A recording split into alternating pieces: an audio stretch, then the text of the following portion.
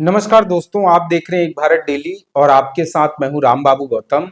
Bahujan Samaj party की supremo बहन जी की तरफ से एक ट्वीट किया गया है। इस ट्वीट में इतना दर्द, इतनी व्यथा छिपी हुई है कि इसे आप जो है वो बहुत आसानी से समझ सकते हैं। बहुजन समाज पार्टी की प्रमुख बहन जी बहुजन समाज पार्टी के विस्तार को लेकर के उन्होंने जो सोच रखा है, शायद वो पूरा होता हुआ नहीं दिखाई दे रहा है।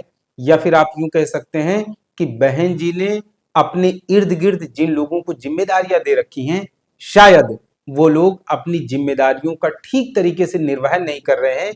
और इसीलिए बहन जी ने बहुत ही निराशा में, बहुत ही नाराजगी के साथ ये ट्वीट किया है। ये वाला ट्वीट आने के बाद अब आकाश आनंद को लेकर की भी बहुत तरह तरह की चीजें उठ रही हैं। अभी कुछ दिनों पहले अशोक सिद्धार्थ को भी बहन जी ने पार्टी से बाहर का रास्ता दिखाया था। और अब उसके बाद जो है बहन जी की तरफ से ये आज का जो ट्वीट आया है, इस ट्वीट में ऐसी ऐसी बातें लिखी गई हैं कि उसने बहुजन समाज पार्टी के जितने भी प्रशंसक, शुभचिंतक हैं, उनको अंदर तक झकझोर दिया है। और कहीं ना कहीं बहन जी के प्रति फिर से एक बहुत ज्यादा जो है सिंपैथी, बहुत ज्यादा सहानुभूति लोगों के मन में जग रही है कि बहन जी अपनी जो है पूरी क्षमता, अपना पूरा जी जान मिशन को बचाने और आगे बढ़ाने में लगा रही हैं। लेकिन बहन जी जिन लोगों पर भरोसा करती हैं, शायद वो बार बार बहन जी का भरोसा तोड़ देते हैं। और उसी लिए बहन जी ने इतना दर्दनाक, इसमें इतनी व्यथा छिपी हुई, इतना दर्द छिपा हुआ है इस ट्वीट में। इस ट्वीट को जब आप पढ़ेंगे, देखेंगे, सुनेंगे तो आपको वाकई में एहसास होगा कि इस समय बहन जी कितनी ज्यादा पीड़ा से गुजर रही होंगी। उनका ये जो ट्वीट आया है, उन्होंने मान्यवर कांसीराम से लेकर के बाबा साहब तक का जिक्र किया है। और जिस तरीके से बहुजन समाज पार्टी को बहुजन विचारधारा की वाहक बताया है और अब तक उनके साथ जिस तरीके से लोगों ने भरोसा उनका तोड़ा है, सारा इसमें दर्द छिपा हुआ है। पहले मैं आपको बहन जी के इस पूरे ट्वीट को पढ़ के सुनाता हूं।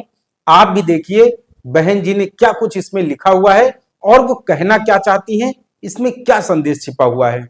तो बहन जी ने जो ट्वीट किया है उसमें लिखा है, बीएसपी देश में बाबा साहब डॉक्टर भीमराव अंबेडकर के मानवतावादी आत्मसम्मान व स्वाभिमान के कारवां को सत्ता तक पहुंचाने हेतु मान्यवर श्री कांसीराम जी द्वारा सब कुछ त्याग कर स्थापित की गई पार्टी व मूवमेंट है, जिसमें स्वार्थ, रिश्ते नाते आदि महत्वहीन अर्थात बहुजन हित सर्वोपरि है।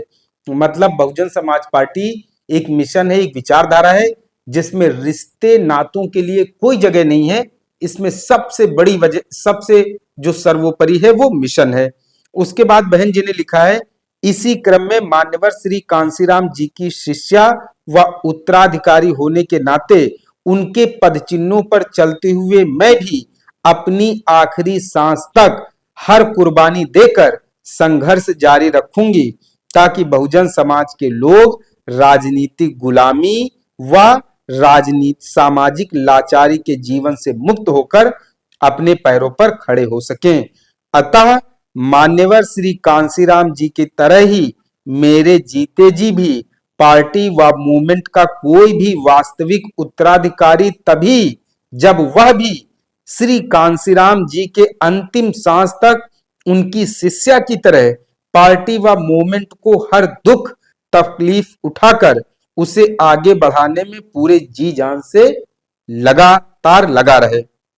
उसके बाद उन्होंने लिखा है, साथ ही देश भर में बीएसपी के छोटे बड़े सभी पदाधिकारियों और कार्यकर्ताओं को भी पार्टी प्रमुख द्वारा निर्देश, निर्धारित अनुशासन एवं दायित्व के प्रति पूरी निष्ठा व ईमानदारी से जवाबदेह होकर पूरे तन मन धन से लगातार काम करते रहना होगा। इसी जिम्मेदारी के साथ खासकर कैडर के बल पर जमीनी स्तर पर पार्टी संगठन की मजबूती व सब समाज में जनाधार को बढ़ाने के साथ ही आगे भी हर चुनाव की तैयारी में पूरी दमदारी के साथ लगना है ताकि बहुजन समाज की एकमात्र आशा की किरण बीएसपी को अपेक्षित व प्रतीक्षित सफलता मिल सके। तो इस ट्वीट में बहन जी ने सब कुछ कह दिया है। अब इसके बाद कुछ बताने की, कुछ समझाने की जरूरत नहीं रहती है। इस ट्वीट में 4-5 चीजें बहुत महत्वपूर्ण हैं। पहली बात तो बहन जी ने ये जो ट्वीट, जब आप बारीकी से इसको देखेंगे, समझेंगे, सुनेंगे, तो आपको लगेगा इसमें कहीं ना कहीं बहन जी की पीड़ा छुपी हुई है, उनका दर्द छिपा हुआ है। और उन्होंने बहुजन समाज पार्टी को आगे बढ़ाने को लेकर के, बसपा को सत्ता में वापसी कराने को लेकर के जो सपना देख रखा है, जो संघर्ष कर रही है, जो जिम्मेदारियां उन्होंने लोगों पर दे रखी हैं, शायद वो पूरी नहीं हो रही हैं। उनके पीठ पीछे चीजें गलत हो रही हैं। शायद बहुजन समाज पार्टी का विस्तार करने के लिए बहन जी जो रणनीति बनाती हैं और जो जिम्मेदारियां लोगों को देती हैं, शायद उन सब चीजों का अच्छी तरह से निर्वहन नहीं हो रहा है।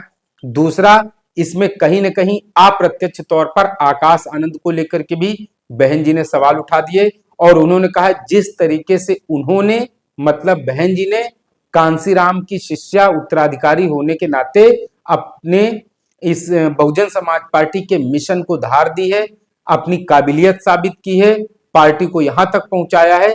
उसी तरीके से जो है और लोगों को भी काम करना पड़ेगा, पार्टी के प्रति पूरी निष्ठा, ईमानदारी के साथ काम करना पड़ेगा। दूसरी तरफ बहुजन समाज पार्टी के जो बहुत सारे कार्यकर्ता, समर्थक हैं, जो लगातार बहुजन समाज पार्टी के खराब प्रदर्शन से काफी ज्यादा हर चुनाव के बाद मायूस हो जाते हैं, उन्हें कहीं ना कहीं बहन जी ने सांत्वना देने की भी कोशिश की है कि वो अपनी आखिरी सांस तक बहुजन समाज पार्टी को दोबारा से सत्ता में लाने के लिए संघर्ष करेंगी। जब तक बहुजन समाज पार्टी अपेक्षित जो परिणाम नहीं हासिल कर लेती है, तब तक वो चैन से नहीं बैठेंगी। तो ये तो एक ट्वीट था बहन जी की, इसमें पीड़ा है, उसमें दर्द बयां किया उन्होंने अपना, लेकिन कहीं ना कहीं इसको आप चेतावनी के तौर पर भी देख सकते हैं। और ये चेतावनी उन लोगों के लिए है जो बहुजन समाज पार्टी में रहकर ही कहीं न कहीं अलग धड़े बना रहे हैं या फिर बहुजन समाज पार्टी में ही अपनी अलग धारा बहा रहे हैं, अपनी अलग गंगा बहा रहे हैं। तो उन लोगों के लिए बहन जी की ये सख्त चेतावनी भी हो सकती है। लेकिन इस कहानी की जो सबसे ज्यादा शुरुआत होती है, जो सबसे बड़ी बहस छिड़ती है, वो अशोक सिद्धार्थ के निष्कासन से होती है। ऐसा कहा जा रहा है, हालांकि इन सब चीजों की कोई पुष्टि नहीं है, लेकिन मीडिया में ऐसी खबरें आ रही हैं कि 29 तारीख को आगरा में जो आयोजन हुआ था अशोक सिद्धार्थ जी के बेटे की शादी, मतलब आकाश आनंद जी के साले की शादी, उसमें पार्टी के कुछ लोगों को बुलाया गया और कुछ लोगों को नहीं बुलाया गया। कहीं ना कहीं बहन जी तक ये खबर पहुंची कि बहुजन समाज पार्टी में अशोक सिद्धार्थ जी जो कहीं ना कहीं ये मैसेज दे रहे हैं कि अब पार्टी पर धीरे धीरे आकाश आनंद का नियंत्रण हो रहा है। तो आकाश आनंद का नियंत्रण होने का मतलब अशोक सिद्धार्थ भी पार्टी में काफी बड़ा ओहदा रखते हैं, मतलब वो भी कहीं ना कहीं अप्रत्यक्ष तौर पर पार्टी में दखल रखते हैं। शायद इन सब चीजों की शिकायत बहन जी से की गई और उसके बाद बहन जी को ऐसा शायद लगने लगा कि बहुजन समाज पार्टी में आकाश आनंद को जिम्मेदारी देने के साथ साथ कुछ लोग शायद इसका गलत फायदा भी उठा रहे हैं। आकाश आनंद के कंधे पर शायद कुछ लोग बंदूक रख के चला रहे हैं, अपना जो है हित साध रहे हैं। और इन सब चीजों की जो है भनक बहन जी को लगी। उसके बाद ही अशोक सिद्धार्थ को पार्टी से निष्कासित किया गया। हालांकि ये निष्कासन कोई परमानेंट नहीं है, हो सकता है आने वाले कुछ समय के बाद अशोक सिद्धार्थ की बहुजन समाज पार्टी में वापसी हो जाए, लेकिन ये हो जाएगा ये तो एक सामान्य बात है। लेकिन बहन जी ने जो चेताया है, जो उन्होंने ट्वीट किया है, बहुजन समाज पार्टी के कमजोर होने को लेकर के उन्होंने जो चिंता जताई है, वो साफ साफ जाहिर कर रही है कि बहुजन समाज पार्टी में कुछ ठीक ठाक नहीं चल रहा है। बहुजन समाज पार्टी में जो नेता हैं, पदाधिकारी हैं, कोऑर्डिनेटर हैं, बहुत भयंकर तरीके से गुटबाजी पनप चुकी है। और शायद बहुत सारे लोग जो नेता पदाधिकारी बहन जी के इर्द गिर्द रहते हैं, वो बहन जी को सही फीडबैक भी नहीं देते हैं, सही रिपोर्ट भी नहीं दे रही हैं। शायद पार्टी के खराब प्रदर्शन का यही सबसे बड़ा कारण है और अब बहन जी को इसका एहसास भी हो चुका है। इसीलिए उन्होंने कहा है कि जब तक बसपा पुराने तरीके से वापसी नहीं करेगी, अच्छे परिणाम नहीं लाएगी, तब तक वो शांत नहीं बैठेंगी। तो इस ट्वीट के बाद अब ऐसा लग रहा हो सकता है बहन जी खुद मैदान में उतरे। अब जो उन्होंने भरोसा दूसरे लोगों पर जता रखा था, शायद वो कमान फिर से पूरी तरीके से अपने हाथ में लेंगी, पूरी तरीके से बसपा की बागडोर अपने हाथ में लेंगी। क्योंकि अभी दो चुनाव बहुत बड़े हैं, एक बिहार का, बिहार से उतनी ज्यादा उम्मीद नहीं है, लेकिन उत्तर प्रदेश बहुजन समाज पार्टी के लिए बहुत ज्यादा मायने रखता है। बहन जी का शासन आज भी लोग याद करते हैं और जिस तरीके से इस समय अव्यवस्थाएं चल रही हैं, कानून व्यवस्था को लेकर के सवाल उठ रहे हैं, ऐसे में बहन जी के शासन को उत्तर प्रदेश के लोग बहुत मिस कर रहे हैं, याद कर रहे हैं। तो हो सकता है बहन जी अब उत्तर प्रदेश में बसपा को पुनर्स्थापित करने के लिए कोई बड़ा फैसला आने वाले समय में ले सकती हैं। बहन जी ने ये जो ट्वीट किया है और पार्टी में पनपती हुई गुटबाजी को लेकर के जो चेताया है, इन सब चीजों को लेकर के आपका क्या नजरिया है, आप इसको किस तरीके से देखते हैं, कमेंट करके जरूर बताएं।